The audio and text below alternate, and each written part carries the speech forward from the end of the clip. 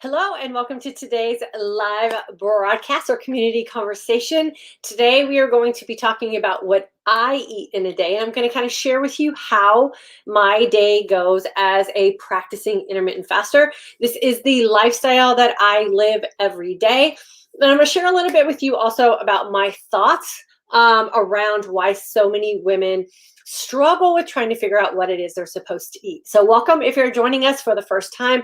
My name is Diane. I am an intermittent fasting coach. I'm also a mindset coach, and I help women figure out how to incorporate intermittent fasting into their lifestyle so they can look and feel their best and live their most authentic life. I'm also the creator of the online course and community, the Intermittent Fasting for Today's Aging Woman, as well as the Midlife Mindset Shift course.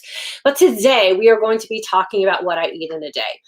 Do me a favor in the comment section, if you're joining us live, please make sure that you take a second to let me know you're here, introduce yourself, and always feel free at any time during today's conversation, if you have a question, pop it in the comments box.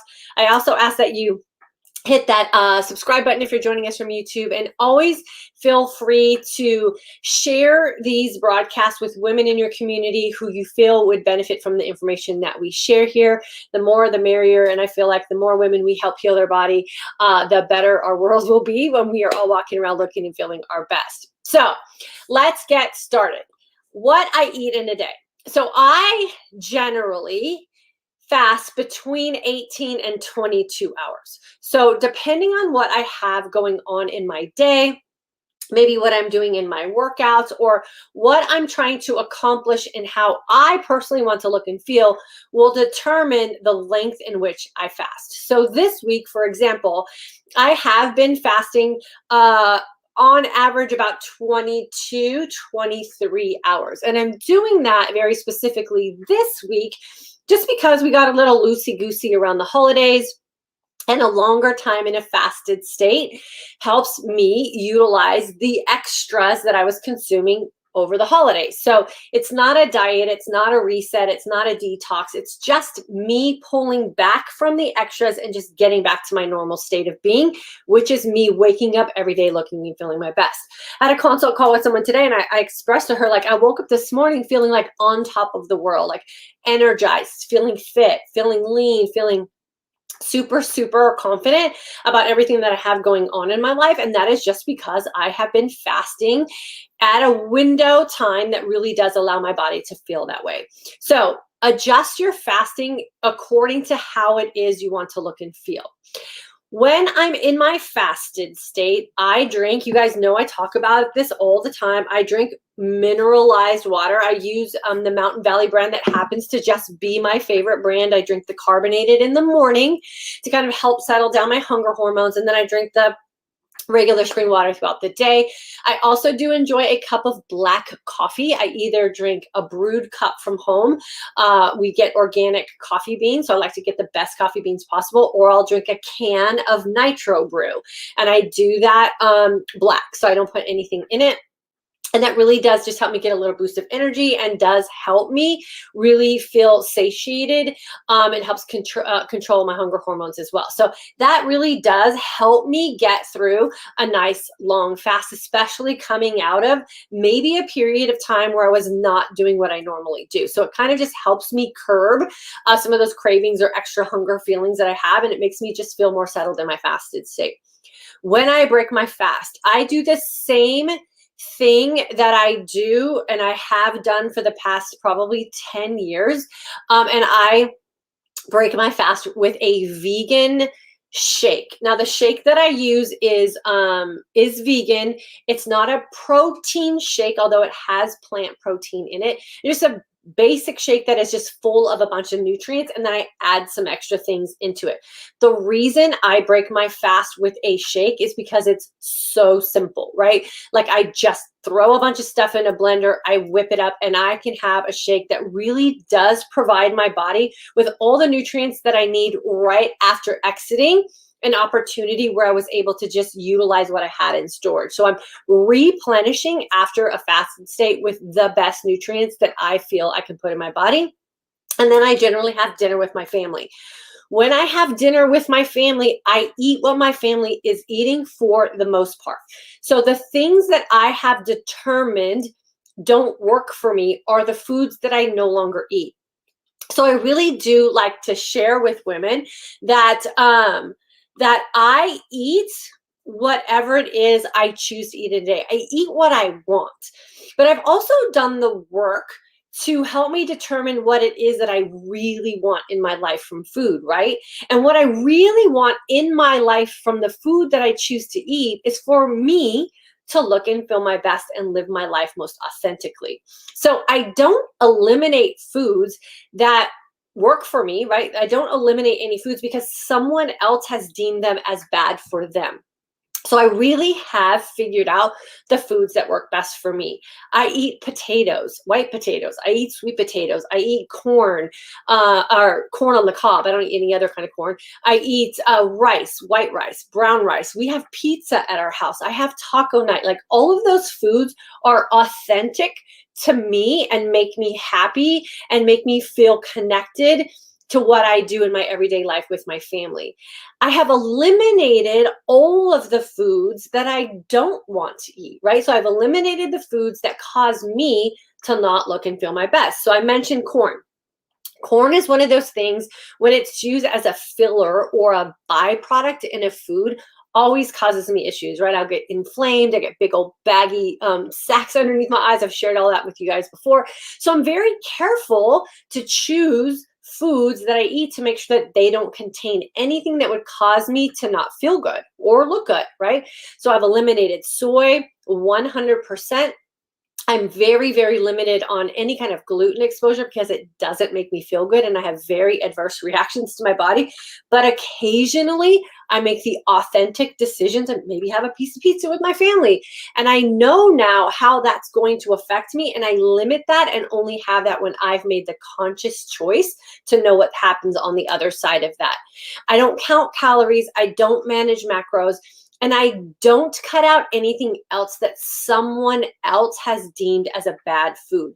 I'm the only person that can really deem food as good or bad for me, or works or doesn't work for me. And I really am trying, and I really try to coach women to take the good and the bad out of that conversation.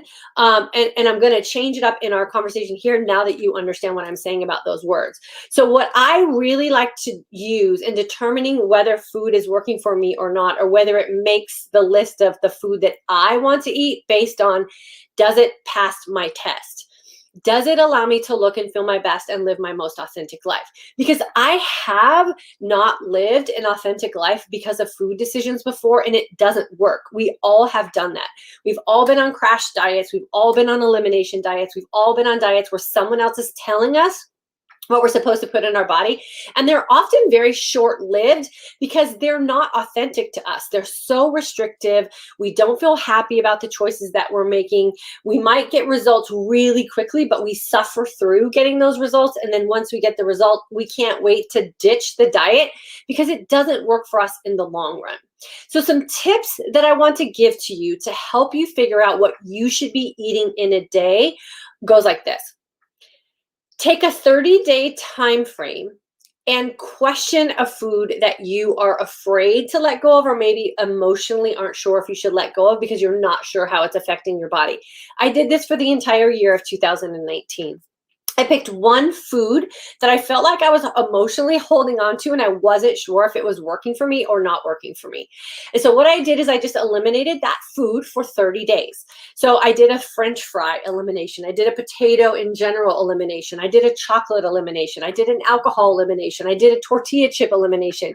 And at the end of the 30 days, I evaluated how I was looking, how I was feeling, and how that affected me showing up as my most authentic self.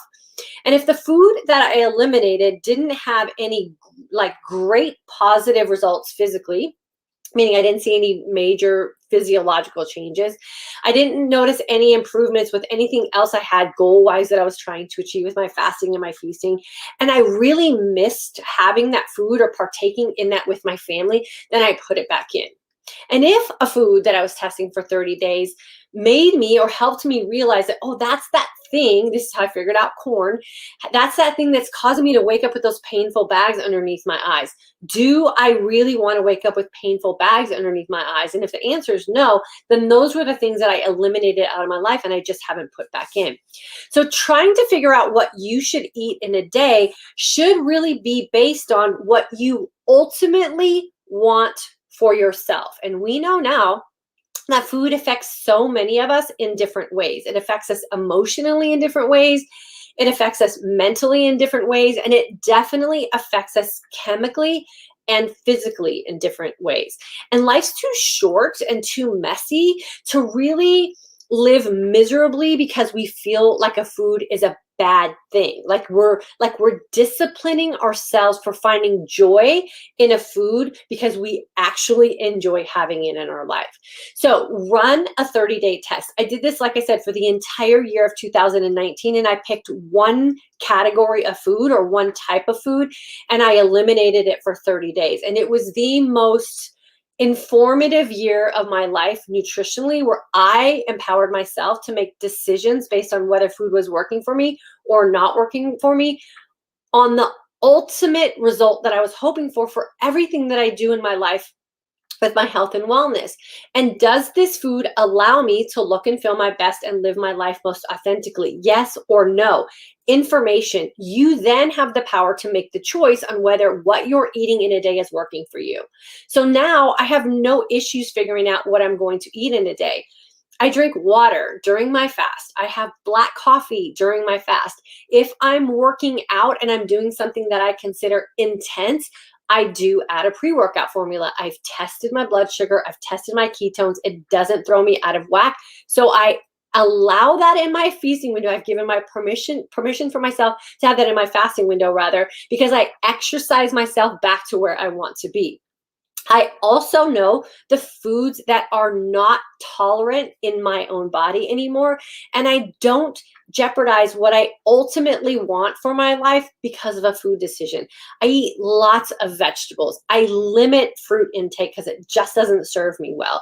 I have treats. I have cookies. We eat chocolate treats in our house. We have, frozen yogurt on an occasion, but I don't allow anything to come in and ruin my day. So my choices and what I eat in a day are run by a test put on by me, and then I let my own brain decide whether it's worth it to keep it in, or if it's something I should consider either taking out completely or limiting it depending on how I need to show up the next day. What I want everyone here to understand is a lot of the problems that we are having with food and the choices that we're trying to make with food are because we're making decisions about food purely on an emotional level, and we're not connecting why we're choosing a food to what we really want in our life. And we're sending cross messages to ourselves, thinking that if we just make right food decisions, everything else in our life is going to be correct. And that's not how it works. You need to make food decisions based on what's going to work for you and what's going to allow you to be happy, so that when life happens, and we know because of this year that we just went through, when life happens, how do we incorporate food into that drama? How do we use food in a situation when we haven't done the work to figure out what it is we really want for ourselves in our life, and then how we make the decision about what we eat in a day? I know my shake works for me. I know the food that I eat with my family works for me. If I'm going to feed my family food that I'm not going to eat, then I question why it is I'm going to feed that to my family. We have made better decisions about the food choices that we make. In the description box of my YouTube channel, as well as my Facebook page, I have links to some of the things I've talked about. We've upped our game on the animal protein that we consume. I am not a plant-based person. I am not a carnivore. I'm not a vegan. I'm not a vegetarian. I am a woman who only eats food that allows her to look and feel her best and live her life most authentically. That's the food genre that I have put myself into, because that's the category that I've made up for myself. When I do eat meat, when I do eat animal protein, I make sure it's sourced from the best places so that if I'm going to put those things into my body, I'm aware of where they came from.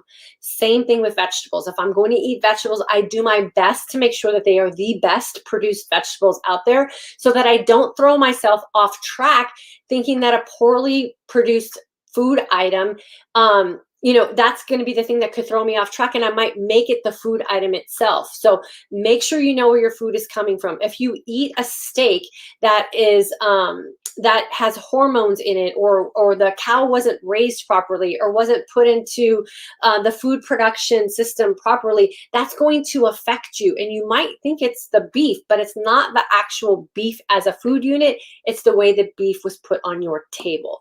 So we have to really start thinking about those things as well. Where are we getting our food from, and how is that affecting us as well? Soy is one thing I really encourage you to test if you're not sure if what you're eating is working for you.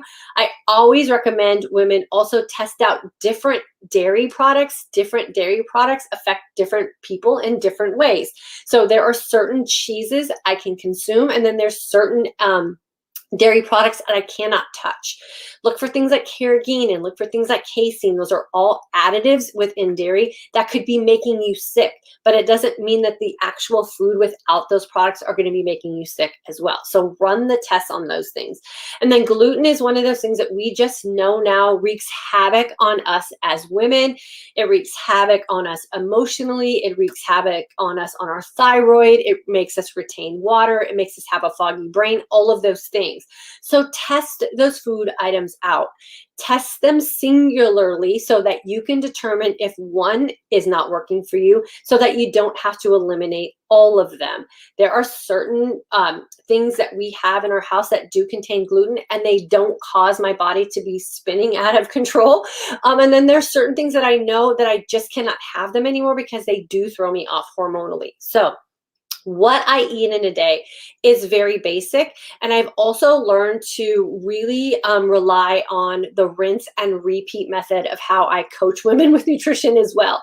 When you find something that's working for you, just rinse and repeat that thing, right? So I eat a lot of the same things. If you've been in my intermittent fasting course or you've downloaded my feasting guide, I've been eating the same exact foods for the past 5 years on rotation.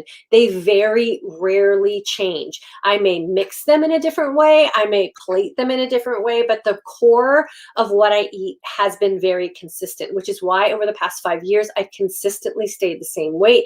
I've consistently stayed healthy, and I'm seeing and reaping the benefits of what the intermittent fasting aspect of my lifestyle is doing for me, because the feasting aspect of my lifestyle is dialed in. I don't take chances with food anymore because I now know what works for me, and I don't question that. I break my fast with the shake. I have dinner with my family based on whole, unprocessed as much as possible foods. I know the ingredients and everything that I consume, and then I start my next fast. That's how I do my life. It is super simple. I don't have food drama. I don't have mind drama around food, and I'm not emotionally connected to me making good or bad decisions. I know what works for me, and that's what I stick with. Food should not be the biggest obstacle in our life. Food should not be the biggest problem in our life. Choosing what to put in our body to nourish us should not be causing us stress. We need to go back to thinking. We need to go back to decision making that serves us, and we need to run the test. When it passed the test, you put the food in. When it doesn't pass the test, you question whether you should put it in at all or if you should start limiting it. And I promise you, once you figure that out, you will have no problems feeding yourself as a grown woman in our country today, or in our world today. There are so many food options. We don't eat that much food. We're eating in a 4 to 2 hour window. If you eliminate all the confusion and you eliminate other people telling you how you're supposed to eat, it becomes very simple. So don't be preoccupied or be swayed by someone else telling you that what you're doing is bad. If it's working for you, it's not bad. It doesn't matter what that food is that you're consuming. I hope this helps you. I hope this gives you some confidence and some encouragement to figure food out for you. I could tell you exactly what I eat in a day. I could measure it. I could count the calories for you. I could do all of those things, but I would be doing you such a disservice, because what my body does and what your body does and how my body chemically breaks that down and how your body chemically breaks that down is going to be completely different. And you're going to be so upset with me that it's not working for you the same way it's working for me. So I will always share with you what I'm doing. I share a lot of my food on Instagram. I'm going to start sharing a little bit more of it on my email list. So if you want some more information about nutrition, make sure you get and stay on my email list.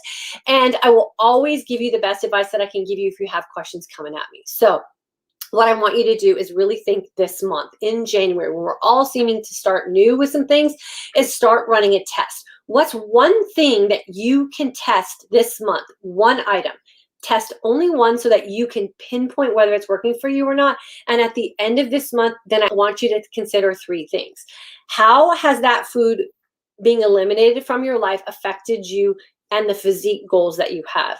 How has it affected you mentally? Are you super, super preoccupied about not having that food around, or did you not even miss it?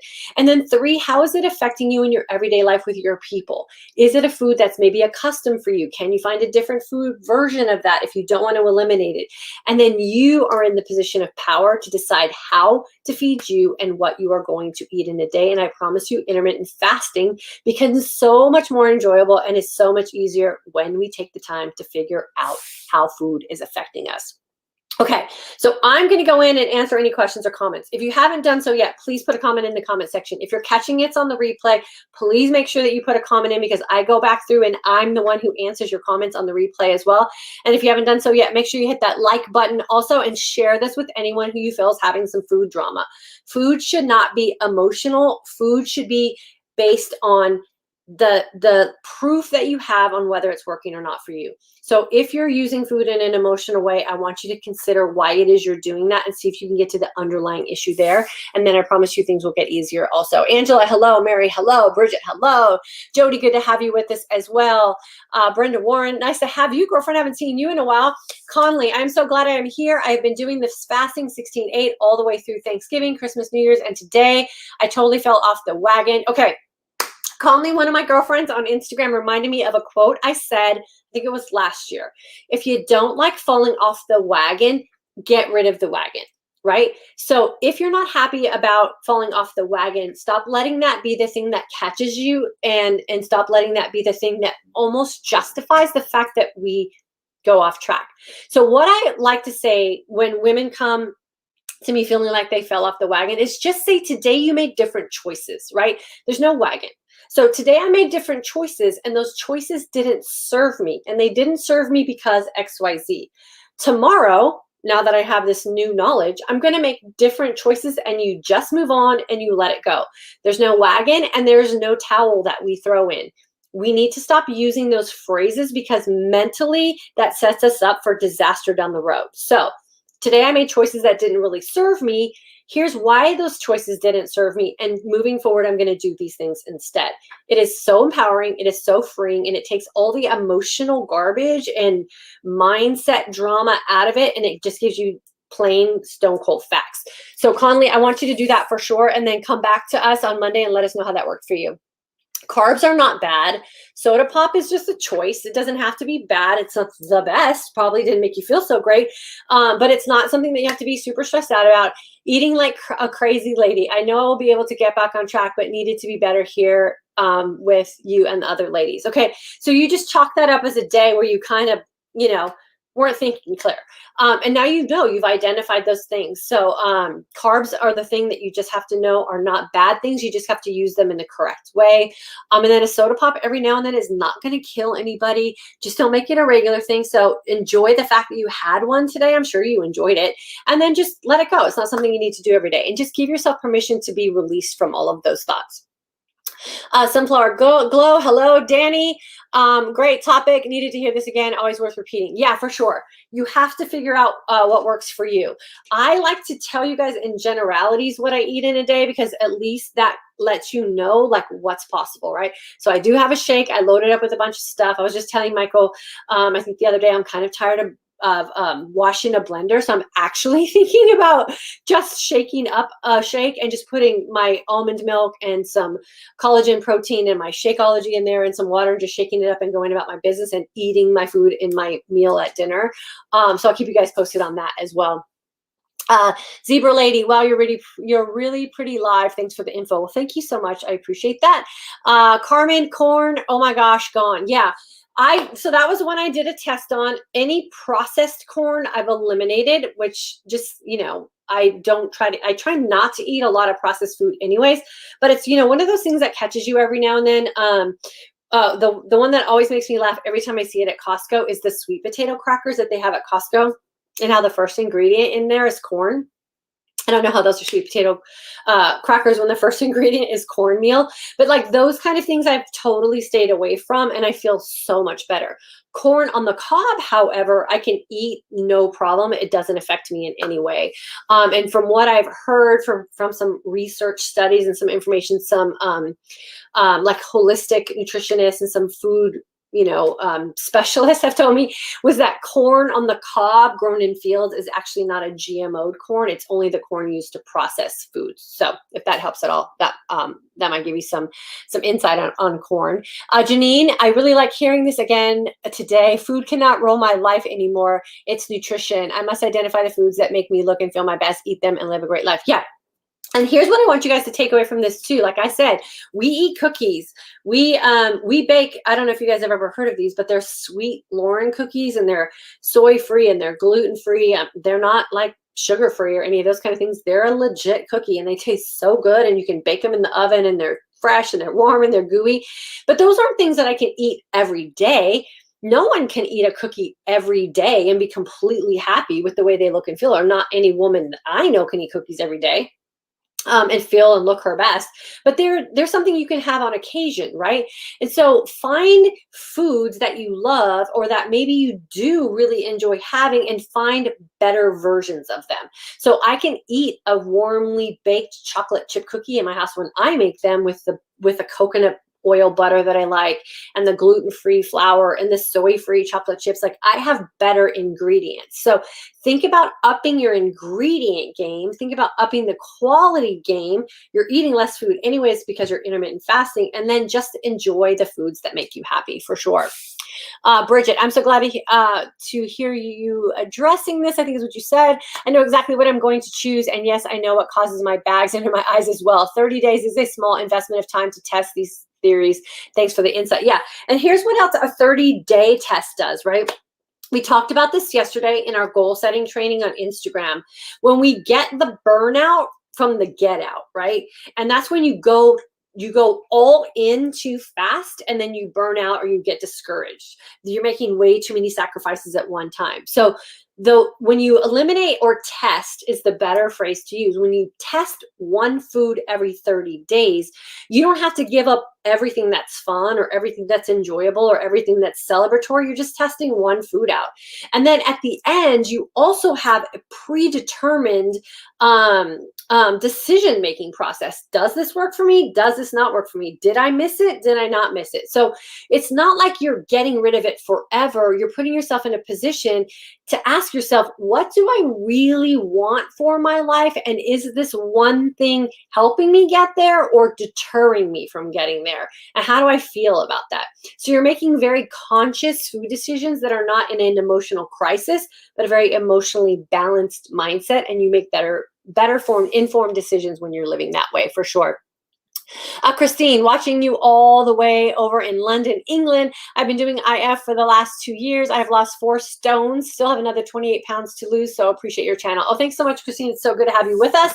Keep at it, girlfriend. The weights will come, or it will not.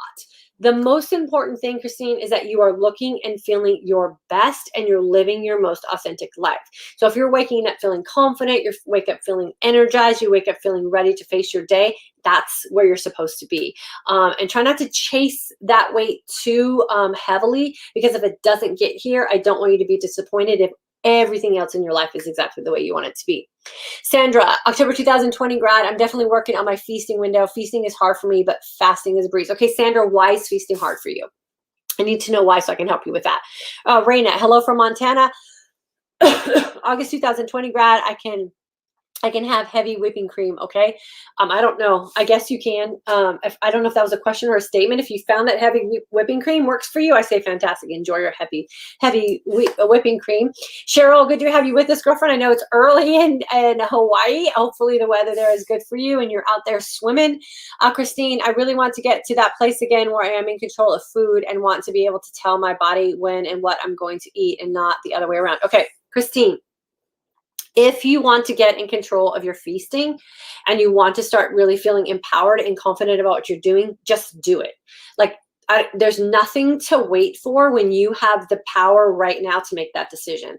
If you want to be more in control of the food, gain control of the choices that you're making. It's that simple. We build up a lot of drama around all of that, and we think something magically is going to happen in next week or in February or maybe in the March. Oh my gosh, we're panicking about the summer. We better get it together. No, today, right now, during this conversation, make the commitment to yourself that you're going to be very conscious in your feasting state, and you're only going to allow foods into your feasting window that allow you to look and feel your best and live your most authentic life. Done deal. You're good. Now you just start making decisions to back up that statement. So don't wait for anything. You need to do it right now. Okay, let's see. Oh, I jumped up way too fast. Let's see. I lost my place. Okay, Sunflower Glow. How does your test look? I don't know what you're talking about. Christine, Diane, this is great. I'm loving this so much. It's motivating. Okay, awesome. Awesome. So make the decision today. You're going to start doing better, and you just start doing better. Josephina, hello from Wisconsin, September 2020 grad. Teresa, good to catch you, girlfriend. I miss you, and I'll see you tomorrow night in our Mindset Shift course. Snuggles, hello. Raina, hello. Soul Sister. Okay. I think you guys might be talking to each other. Okay, Josephina, this is what I'm working on. Why I emotionally eat. It really doesn't make me feel good. No, it doesn't. It doesn't. It serves no purpose, right? Because the thing that we're emotional about or the thing that we're stressed out about will figure itself out, and then it'll be long gone, and we're going to be sitting in a induced pity pile. And we don't have time for that. We don't have time to make up for that lost time. So use food to nourish your body. Use food so you can look good. Use food so you can feel good. And when I say look good and feel good, I mean for you. When you wake up in the morning, how do you see yourself showing up? Is it in a good way? Are you making good decisions for yourself? Are you being honest with yourself? Are you serving what it is that you say that you want for your life? If you say you want to be healthy, if you say you want to age successfully, if you say you want to keep your wits about you as you grow older, if you say you want to be there for your grandkids, if you say you want to be active and healthy so you and your husband can get vacation and retirement, or whatever it is that you're doing this for, are the decisions that you're making about food helping those things happen? And if they're not, then what you say you want and what you're doing they're not going together. They're in conflict with each other. So you have to make sure that the choices that you're making about food are going to back up what you say you want to have in your life. If you can't figure that out, you will always be frustrated. You will always feel like you're disappointing yourself. You will always feel like you're never going to be at that best. When you're messaging inside of your brain and when the mindset that you have, they go together, they work together, that's when we find inner peace, right? That's when we really are our best selves. That's when we show up our most confident. So make sure you find that inner peace and the decisions you're making are matching up with what you ultimately say you want to have for yourself. Okay. Where did I go? Anik, I think it is. Wow, every time I watch you, I have a revelation. So true, the emotions to specific food. I will definitely do a journal and test what works for me. Thank you so much. Yeah, a journal. Okay, so here, let me say this really quickly about why I love journaling when you're going through a process of change. So when we journal through a process of change, it's for our future self, right?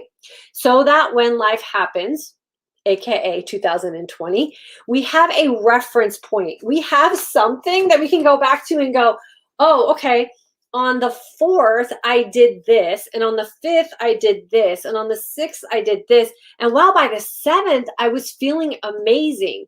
Can I repeat the 4th, 5th, and 6th to make sure that on the 7th, I'm going to feel amazing again? Of course you can, right? So journal in a way that you're going to use it as a reference source for your future self when life happens. You'll have proof that if you do specific things, you'll get a specific result. So journal in that way. Journal for your future self and make sure that you're writing down how you feel, how you felt during the process, what decision-making things that you made for yourself, and the day you started to notice the positive changes, and then you'll be able to use that in the future. Josefina, hi, my soul sister. I think that's me. I don't know who you're talking to, but thank you so much. I appreciate that. Leela, hello, spring 2020 grad. Raina, up the ingredients. Yes, for sure. You want to make sure that the ingredients that you're eating or consuming or that are put in the foods that you're choosing to purchase are passing the test and are good enough to put inside of your body. Right? If they're not good enough to put inside of your body, then they shouldn't be good enough to put inside anybody else's body that you're caring for, or that you love, or that you live with. So make sure that the playing field with everyone in your family is the same, right? And if you're not going to eat it, they shouldn't eat it, is the philosophy that I always like to use for sure. Sandra, processed food makes me feel awful. I enjoy it and like it, but it makes me feel terrible. It does not serve me at all. Okay, so Sandra, I'm a mindset coach. I'm a life coach for women. So I would break that statement down and read it back to yourself. Processed food makes me feel awful. I enjoy it and I like it. So what can you enjoy and what can you like about something that makes you feel awful? Right? And so do you really enjoy it? Do you really like it if the end result is that it makes you feel awful? And if you really enjoy it and you really like it, then find a version of it that doesn't make you feel awful. And I promise you there's something out there. Like I said, we found chocolate chip cookies that don't make me feel awful. And we just have them on occasion, right? And so see if you can seek out something that's going to not make you feel awful so you don't have to give it up if you really do enjoy it, because life's short. We don't want to go without food that we love. Sunflower, testing what food to remove. You mentioned testing one food, so I wanted a little more clarity on that and or examples in your life when you did this on a food test. Yeah, so the one example I can share again, and I already shared, was corn, processed corn meal, corn oil, any corn ingredient in an ingredients list on a food product makes me feel extremely fatigued, and I wake up with bags that come way down here, bags that, someone would want to sell me like, a couple $100 eye bag cream for, and I don't need the eye bag cream. I just need to eliminate the corn from my diet. And so when you eat something and your body has a reaction that you're not happy with, that's the test. Then you eliminate that food in every aspect that it shows up in your life. You test it for 30 days, and then you can add it back in and test it again if you don't think that that's proof enough. And if you get the adverse reaction, then that's a food that's not working for you. Super easy to do, super free. Don't have to do a cleanse, don't have to do a detox, don't have to buy any juice kits, none of those things. It's just you doing the test on food. Kylie, I'm from Sydney, Australia. I started IF and it's been working okay. However, now I am finally, it's been a long road, vegan, and I feel amazing. I'm loving finding different ways to cook foods and flavors. Yeah, for sure. I think when you can figure out that food categories work best for you, if you eliminate other things, I think that's awesome. So being vegan for you seems to be working, and I love the fact that you figured that out for yourself. Just be very weary of vegan-ish foods or vegan processed foods, and make sure that you're doing vegan from like the full plant-based kind of way. That will help you a lot for sure. Okay, so I put the email list link in there if you guys want to jump on our email list. That's where I do share my feasting guide, and that's where I do share more of the things that I found that have been working for us. I don't think that everyone should live on a diet for a salad forever.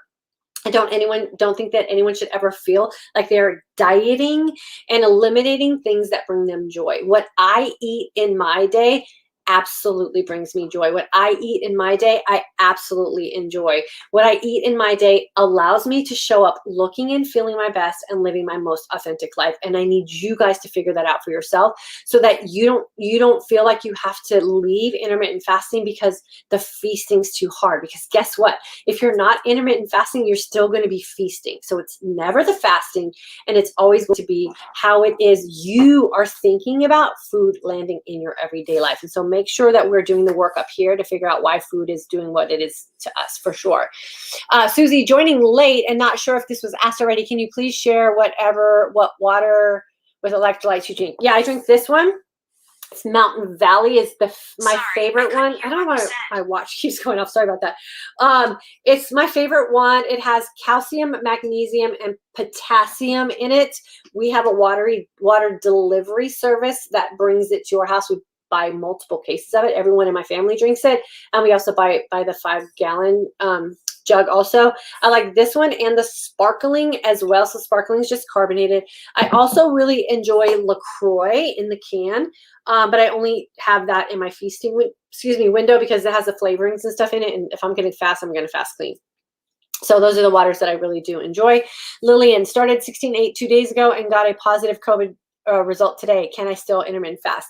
Okay, I'm going to say this really quickly. I'm going to try not to say the C word because I don't want my video to get blocked. We had a woman in our midlife mindset shift who also tested positive. She had been doing intermittent fasting and really doing a lot of work on her mindset around nutrition and has healed her body when she got the positive test. She continued to fast while she was going through her recovery. Was down for a couple weeks like most people are, felt a little fluish, and then 2 weeks later was hiking in the Colorado mountains with her family. So she came through it beautifully. And she credits a lot of the fact that she came through it beautifully with the fact that she was practicing really good lifestyle habits around her health. So eating really good, nutritious foods. I would make sure that you're eating whole foods. I would eat as little processed foods as possible. I would kind of go with the way your body is feeling, but don't think that you have to eat all day if you're not hungry. Fasting is only going to help your body heal. And as long as you're not doing anything in extremes that's new to you, then you should be fine. I'm not a doctor. I can't give medical advice, but I would, if I got a positive test, I would just keep doing what I'm doing and really make sure that my nutrition was supporting a healing body. And so that's the advice I would give you. And I would drink lots of water and then rest when you need to, for sure. And just listen to the signs and signals your body is sending you. Angela, I wanted to re-ask my question. Why after 2 months of 24 do I still feel low blood sugar at 17 to 18 hours fasting? Angela, are you testing your blood sugar or do you feel like you have low blood sugar? So I can't give you an answer on that unless you're actually testing. And then we have to determine what low blood sugar is for you. So I tested yesterday when I was fasting. I was at 22 hours of my fast and my blood sugar was 75. And my ketones were like 1 point something. So that's where I should have been. I don't know what low blood sugar is. That's a very general term, and I don't know what that feels like for you. And you said, I feel KT. I don't know what that means.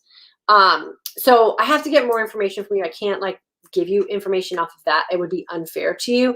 If you're feeling okay, so you're feeling lightheaded, why would that not be that you're dehydrated? How much water did you drink at that point? So when you got to the 20 hours, how much water had you consumed? Was it mineralized water? What did you eat the night before? Did you exercise that day? Do you have enough sodium in your diet? Are you going through the keto flu? How long has it been since you've consistently fasted consecutive days for 20 hours? There's so many different things in there that have nothing to do with you actually having low blood sugar. So remember, a feeling of low blood sugar is what you're associating that to be because of information other people have told you. But if you haven't tested your blood sugar, you don't know that that's the truth for sure. So test your blood sugar if you can. Make sure you're drinking enough water. Make sure you're getting your minerals in you, and then try to figure out if you're going through the keto flu. So the keto flu feels like you have low blood sugar. The keto flu feels like you're lightheaded. The keto flu feels like you don't feel good. And that's not a bad thing. It's you transitioning out of being a sugar dependent person into more a fat reliant person. So I would ask yourself all of those questions for sure.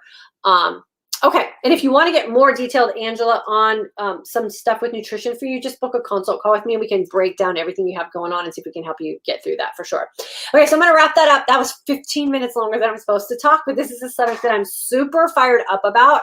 I really encourage women to take the power back when it comes to their nutrition. Please do not buy diet plans during this season. Please do not buy resets. Please do not buy detox plans. Please do not buy any of those things They're going to serve you for the short term. And then when you are done with whatever it is that thing is, you're not going to have the knowledge, experience, and confidence to move on alone. You're not going to have the confidence to do it on your own.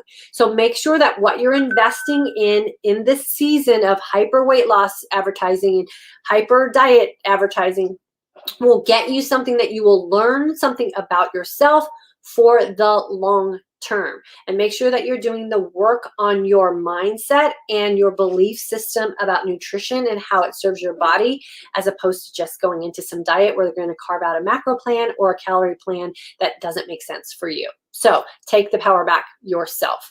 Can't get electrolytes easily in Africa. Any homemade recipes? Can you get supplements in Africa? Can you get magnesium or potassium or sodium in Africa, and then you can make your own concoction of electrolytes maybe.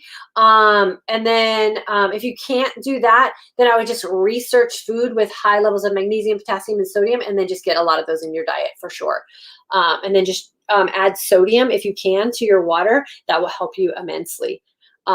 Lillian, hopefully that helps for sure. Okay, I gotta run. I gotta get dinner started for my family because it's feasting time here in our house, and we're gonna have an amazing feast. I'll share what it is I'm having for dinner tonight on my Instagram stories.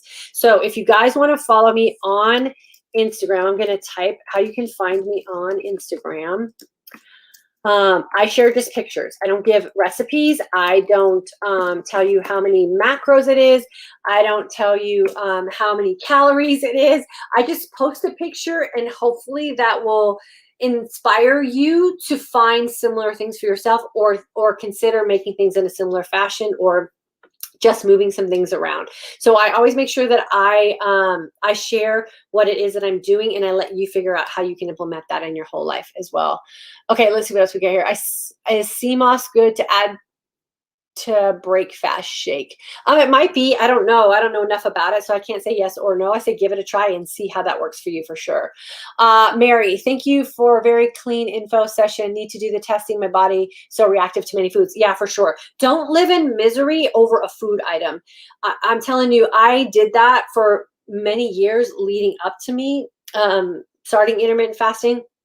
I was miserable. I lived on Motrin to run when it was really gluten and inflammation in my body. I had a major stress incontinence issue as a runner. I eliminated gluten, and that got so much better for me. I thought I had thyroid cancer. I thought I had a brain tumor, but it was really inflammation in my brain from soy lecithin. So a lot of the things that we're feeling are serious health conditions can really be eliminated by just fixing our nutrition. So you're worth the time, you're worth the energy, you're worth the testing. Figure food out. And once you figure food out, then you can go through your life without having to deal with all of those ailments that so many people are suffering from who have no clue. So I don't retain water anymore. I don't have pain in my head anymore. I had a lump in my throat. It totally went away, all just because I figured out what was causing me the problems, and I decided to eliminate those problems. So do yourself a favor and do the work there. Okay, I'll see you guys back here on Monday. I know a lot of you are asking me about my intermittent fasting for today's Aging Woman course, the new course we're releasing for 2021. It is in the works. It's just taking me a little bit longer than I had planned to get it up and running and available to get into your guys' hands, but it's going to contain a lot of information like this.